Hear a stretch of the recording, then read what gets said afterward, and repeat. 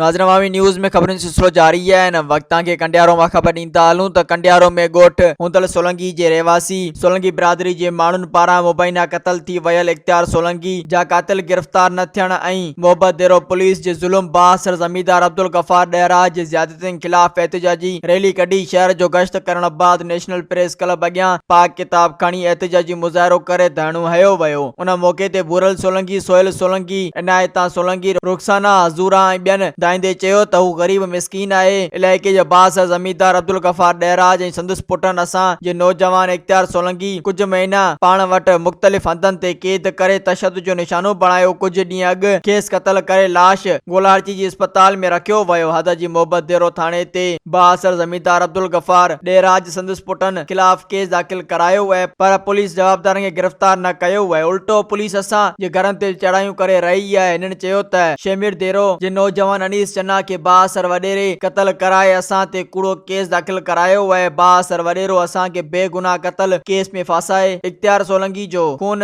लोड़ण चाहे थो। हिननि chief justice supreme court of Pakistan, chief justice Sindh high court, IG Sindh, DIG Shaheed Benazirabad, SSP Naushahro Firoz समेत वसवारनि खां मुतालबो कयो त इख्तियार सोलंकी जे कातिलनि खे गिरफ़्तार करे असां मथां अनीस चन्ना जे क़त्ल जो दाख़िल कयल केस ख़त्म करे मामले जी साफ़ शफ़ाफ जांच कराई वञे। ॿी सूरत में सख्त एहतजाज कयो वेंदो। मज़ीद खबरों और तफसीलात के लिए विजिट करें हमारी वेबसाइट www.awamiNewsHD.com।